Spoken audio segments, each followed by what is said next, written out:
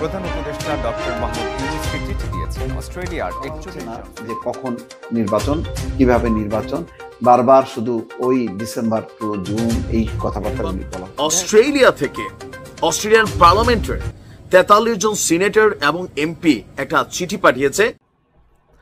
আসসালামু আলাইকুম ভিউয়ার্স, দেশ ও দেশের বাহির থেকে যারা আমার ভিডিওটি প্লে করেছেন জানাচ্ছি আন্তরিক শুভেচ্ছা ও অভিনন্দন। আশা করি সবাই ভালো আছেন, সুস্থ আছেন, আলহামদুলিল্লাহ। তো ভিউয়ার্স, ক্যান্টনমেন্টে ডক্টর মোহাম্মদ ইউনূসের সঙ্গে সেনাপ্রধান জেনারেল ওয়াকারের গোপন বৈঠক হয় এবং তার আগেই ভারতীয় সেনাপ্রধানের সঙ্গে জেনারেল ওয়াকারেরও বৈঠক সংঘটিত হয়। এদিকে ভারতের নয়াদিল্লিতে আসছেন সজীব ওয়াজেদ জয়। শেখ হাসিনা প্রকাশ্যে ঘুরে বেড়াচ্ছেন, আওয়ামী লীগের নেতাকর্মীরা কাম ব্যাক করছেন এবং আগামী ডিসেম্বরের মধ্যে নির্বাচন চেয়ে জেনারেল ওয়াকার সরাসরি জাতির উদ্দেশ্যে ভাষণ প্রকাশ করেছেন। তাহলে কি বলা যায় যে অটোমেটিক্যালি ডক্টর ইউনূস সেনাপ্রধান ওয়াকারের কাছে স্যালেন্ডার হয়ে আগামী ডিসেম্বরের ভেতরেই নির্বাচনে যাচ্ছে ডক্টর ইউনূস। তাহলে কি সেনাপ্রধান জেনারেল ওয়াকার তথা সেনাবাহিনীর অধীনে নির্বাচন পরিচালনার জন্য পূর্ণ প্রস্তুতি গ্রহণ করে বিএনপির? এদিকে আন্দোলন, ইশরাক বাহিনীর হস্তক্ষেপ, সকল কিছু দেশের এই আলটিমেট পরিস্থিতি কি দাঁড়াচ্ছে এবং সেনাপ্রধান জেনারেল ওয়াকার নির্বাচিত সরকার ছাড়া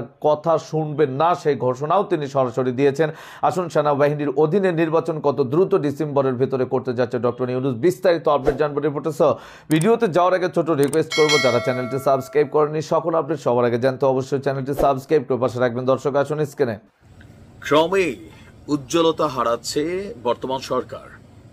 আপনি জাস্ট গেল কয়েকদিনের যদি একটু সার্কামস্ট্যান্সেস বা সিচুয়েশনগুলোকে দেখেন তাহলে আপনি বুঝতে পারবেন হুট করেই যেন বর্তমান সরকারের জনপ্রিয়তা হ্রাস পাচ্ছে। উপদেষ্টারা বিতর্কে জড়িয়ে পড়ছেন। খোদ নুরু গতকালকে আমরা দেখছি যে জেলা প্রশাসক ভবনের সামনে গিয়ে যখন সে আন্দোলন করছে, আজকে গণমাধ্যমে প্রকাশ হলো পছন্দের ঠিকাদার কাজ না পাওয়ায় সে গিয়া ডিএনসিসি আর ডিএসসিসির সামনে গিয়া বিক্ষোভ করছে। মানে আস্তে আস্তে যারাই আওয়ামী লীগ বিরোধী রাজনীতির মধ্যে একটা হিরোইজম তকমা পাইছিল প্রত্যেকেই দুর্নীতি, তারপর হচ্ছে যে ধরনের কমিশন বাণিজ্য, অনেক কিছুতেই নাম চলে আসছে। তবে ডক্টর ইউনূস তিনি ডিফারেন্ট একটা জায়গায়, তিনি যে জায়গাটায় আটকে গেছেন সেটা হচ্ছে নির্বাচন। বিষয়টা নিয়ে শুধুমাত্র কি বিএনপি কনসার্ন করছে নাকি ইন্টারন্যাশনালিও কনসার্ন হচ্ছে? আমরা আশ্চর্য হয়েছি হঠাৎ করেই আপনার বাংলাদেশের অন্তর্বর্তী সরকার প্রধানকে যখন অস্ট্রেলিয়া থেকে অস্ট্রেলিয়ান পার্লামেন্টের 43 জন সিনেটর এবং এমপি একটা চিঠি পাঠিয়েছে এবং ওইখানে এমন গুরুত্বপূর্ণ জিনিসগুলোকে তারা উত্থাপন করেছে। কেউ কেউ বলছেন যে আন্তর্জাতিকভাবে যেই গ্লোরিফাই ক্যারিয়ার হিসেবে ডক্টর ইউনূস নিজেকে এস্টাবলিশ করছিলেন সেগুলো চ্যালেঞ্জের মুখে পড়তে যাচ্ছে। আপনি দেখেন যে অস্ট্রেলিয়ান পার্লামেন্ট থেকে যে 43 সিনেটর এবং এমপি তিনটা ইস্যুকে সামনে আইনা যে চিঠিটা পাঠিয়েছেন সেগুলো হচ্ছে জরুরি ভিত্তিতে সুনির্দিষ্ট নির্বাচনী রোডম্যাপ ঘোষণা, নাম্বার 1। নাম্বার 2, জুলাই অভ্যুত্থানের ভুক্তভোগীদের জন্য ন্যায় বিচার করা। নাম্বার 3, র্যাপিড অ্যাকশন ব্যাটালিয়ন বা র্যাবকে ভেঙে ফেলা। তিনটাই এখনো কনফ্লিক্টে আছে। এসব কাজ করতে বিলম্ব অথবা অস্পষ্টতা কেবল জনসাধারণের অবিশ্বাসকে আরো গভীর করবে এবং দেশের গণতান্ত্রিক ভবিষ্যৎকে বিপন্ন করবে।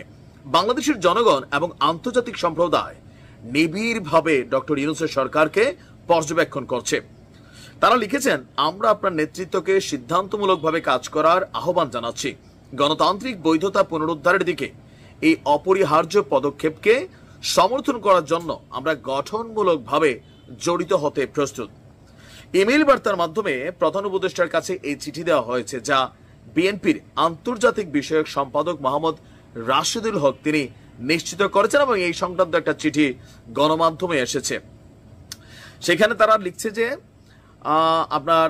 আমরা নিম্ন স্বাক্ষরকারী অস্ট্রেলিয়ান সিনেটর এবং সংসদ সদস্যরা নির্বাচিত সদস্য হিসাবে বাংলাদেশের গণতান্ত্রিক উত্তরণকে সমর্থন করার জন্য আমাদের প্রত্যাশা ভাগাভাগি করতে চাই।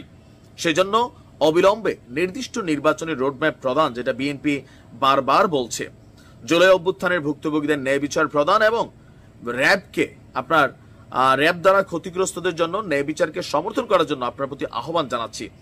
তাদের বক্তব্য যে জুলাই বিপ্লবে বাংলাদেশের জনগণের দেখানো সাহসকে স্বীকৃতি জানাই। এটি প্রশাসনকে গণতন্ত্র পুনরুদ্ধার, মানবাধিকার সমুন্নত রাখার এবং শাসন ব্যবস্থার উপর জনসাধারণের আস্থা পুনর্নির্মাণের একটা ঐতিহাসিক সুযোগ করে দিয়েছে। তাদের বক্তব্য যে একটা স্বচ্ছ এবং বিশ্বাসযোগ্য নির্বাচনী প্রক্রিয়ার উপর নির্ভরশীল জরুরি ভিত্তিতে একটা সুনির্দিষ্ট নির্বাচনী রোডম্যাপ ঘোষণা করা। বাংলাদেশ গত 3টি নির্বাচনে একটি স্থিতিশীল গণতান্ত্রিক সরকারের জন্য প্রয়োজনীয় বৈধতা ছিল না। নির্বাচনী অখণ্ডতা পুনরুদ্ধার, শান্তিপূর্ণ গণতান্ত্রিক উত্তরণ নিশ্চিত করার জন্য আমরা আপনার সরকারকে অনুরোধ করছি যত তাড়াতাড়ি সম্ভব অবাধ, সুষ্ঠু, আন্তর্জাতিক তত্ত্বাবধানে নির্বাচনের জন্য একটি স্পষ্ট রোডম্যাপ ঘোষণা করুন। অস্ট্রেলিয়ান বাংলাদেশ সম্প্রদায় আমার জানিয়েছে যে তারা আশা করে এই ক্যালেন্ডার বছরে এটি ঘটবে এবং সব রাজনৈতিক দলের জন্য সমান সুযোগ তৈরি করতে হবে। সব রাজনৈতিক দলের জন্য নির্বাহী ব্যবস্থার ব্যবহার এবং অযাচিত প্রভাব বা দমন রোধ করতে হবে। এখন এই ইঙ্গিতটা কোন দিকে দিল? আওয়ামী লীগকে দিল নাকি আসলে কোথায় দিল?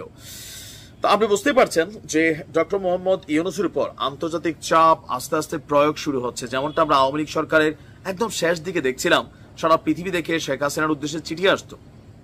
ডক্টর ইউনূস গভীর সংকটের মধ্যে আছেন, উত্তরণ হতে হবে। বিএনপি মাঠে নেমে গেছে, পরিস্থিতি ঘোলাটে আকার ধারণ করছে, একটা সংঘর্ষ অনিবার্য দেখতে পাচ্ছি, তবে আমরা এটা কামনা করি না। ভালো থাকুন।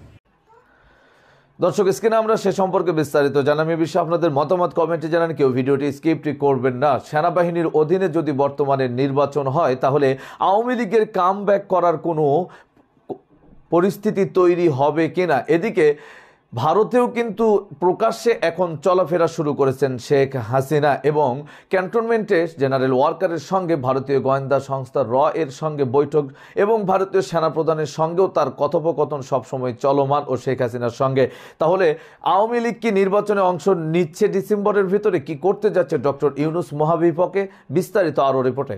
আসসালামু আলাইকুম দর্শক, নিশ্চয়ই একটা নোট, বিভিন্ন পয়েন্ট আপনারা সবাই হোয়াটসঅ্যাপে পেয়েছেন। আমি বিশ্বাস করি যে যারা সচেতন তারা পেয়েছেন। এটা হাজার হাজার নোট ছড়াছড়ি হয়েছে, তবে এগুলো গুজব বা অবান্তর এটা বলবো না, এর মধ্যে ভিত্তি আছে। ভিত্তিটা হলো এই করিডোর ইস্যুতে একটা টান উত্তেজনা, যে করিডোর যদি দেওয়া হয় তাহলে একটা যুদ্ধ পরিস্থিতির মতো সৃষ্টি হবে। আজকে নিশ্চয়ই বুঝতে পেরেছেন জাতীয় নিরাপত্তা উপদেষ্টা কোন পরিস্থিতির মধ্যে আজকে তিনি বক্তব্য দিয়েছেন। তার বক্তব্যের সারমর্ম হচ্ছে এই যে না কোনো সামরিক যুদ্ধ, অস্ত্র সরবরাহ এসব উদ্দেশ্যে করিডোর না, নিতান্তই মানবিক, একেবারেই মানবিক, এবং এটা হচ্ছে জাতিসংঘের প্রস্তাব, বাংলাদেশের কিছুই না।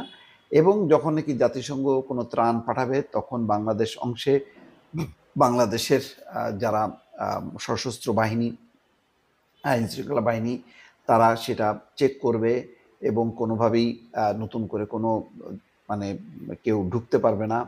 এই সমস্ত নানান ব্যাখ্যা দেওয়া হয়েছে। এই ব্যাখ্যা দেওয়ার পেছনের প্রেক্ষাপটটা নিশ্চয়ই বুঝতে পারছেন যে রাজনৈতিক পর্যায়ে অধিকাংশ রাজনৈতিক দল প্রতিবাদ করেছে করিডোর ইস্যুতে। সরকার তখন কিন্তু চুপ থেকেছে। চুপ থাকার মধ্য দিয়ে তারা প্রমাণ করেছে যে হ্যাঁ, একটা করিডোরের ব্যাপারে কমিটমেন্ট করা হয়েছে। কার সাথে? মার্কিন যুক্তরাষ্ট্রের সঙ্গে। পেছনে মার্কিন যুক্তরাষ্ট্র, সামনে জাতিসংঘ। এর উদ্দেশ্যটা কি? উদ্দেশ্যটা হলো যে এই অঞ্চলে একটা অবস্থান যারা নিতে পারে মার্কিন যুক্তরাষ্ট্র, তার বিপক্ষে কারা থাকবে? বিপক্ষে থাকবে হচ্ছে চীন এবং একই সঙ্গে ভারত। ভারত এবং চীন কখনোই চায় না যে মার্কিন যুক্তরাষ্ট্র প্রবেশ করুক। কিন্তু মানবিক করিডোরের নামে তেমন একটি অবস্থান নিশ্চিত করতে চেয়েছিল সরকারের কেউ। আমি যেহেতু বলবো না যে একেবারে হয়ে গেছে, কেন আমার কাছে কোনো নোট নেই, কিন্তু এটা আপনারা সবাই জানান। যার কারণে একটা বাংলাদেশের সামরিক বাহিনীর মধ্যে একটা উত্তেজনা তৈরি হয়েছে এবং এটি নিয়ে তারা বেশ রিয়্যাক্ট করেছে যে এত স্পর্শকাতর একটা বিষয় সেনাবাহিনী জানলো না। আরও গুরুত্বপূর্ণ রাজনৈতিক দলগুলো তো বলেছে যে সর্বদলীয় বৈঠক অথবা নির্বাচিত সরকার ছাড়া এই ধরনের একটি সিদ্ধান্ত সরকার কোনোভাবেই নিতে পারে না। না শুধু করিডোর, শুধু না, এই যে সমুদ্র বন্দর বিদেশিদের ব্যবস্থাপনায় দেয়া, এটাও একেবারে আত্মঘাতী একটা সিদ্ধান্ত। এই কাজগুলো অনেকে মনে করেন সবগুলো করা হচ্ছে নির্দিষ্ট একটি দেশের স্বার্থে, এবং তার পেছনের কারণ হলো যাতে তাদের সমর্থন নিয়ে ক্ষমতায় থাকা যায়। যার জন্য নির্বাচন ইস্যুতে এত চাপের পরেও বলা হচ্ছে না যে কখন নির্বাচন, কিভাবে নির্বাচন, বারবার শুধু ওই ডিসেম্বর টু জুন এই কথাবার্তাগুলি বলা হচ্ছে। যাই হোক, পরিস্থিতি এমনই যে এখন সেনাবাহিনীর কিছুটা অতিষ্ঠ হয়ে উঠেছে বলে কেউ কেউ বলছেন যে ৮-৯ মাস ধরে তারা পরিশ্রম করছে, কিন্তু তারা সহায়তা পাচ্ছে না। তারা রীতিমতো ক্লান্ত যে এই সিভিল প্রশাসন যাদের যা কাজ সেই কাজ গোছানো হচ্ছে না, আইন শৃঙ্খলা পরিস্থিতির উন্নতি হয়নি, গার্মেন্টস একের পর এক বন্ধ হচ্ছে। এই কথাগুলো কিন্তু আপনারা যে সমস্ত নোট পেয়েছেন হোয়াটসঅ্যাপে, সেই কথাগুলোর আলোকেই কিন্তু আমি বলছি যে ফলে এইসব পরিস্থিতি নিয়ে চরম হতাশা, চরম বিরক্তি প্রকাশ পেয়েছে সেনাবাহিনীর সর্বোচ্চ স্তর থেকে। এবং দর্শক, স্ক্রিনে আমরা সে সম্পর্কে বিস্তারিত জানাম। সো ভিডিও এই পর্যন্ত, ভালো লাগলে লাইক অ্যান্ড কমেন্ট করবেন। দেশের সকল আপডেট সবার আগে জানতে অবশ্যই চ্যানেলটি সাবস্ক্রাইব করে পাশে রাখবেন। দেখা হবে পরবর্তী ভিডিওতে ইনশাআল্লাহ। আসসালামু আলাইকুম ওয়া রাহমাতুল্লাহ।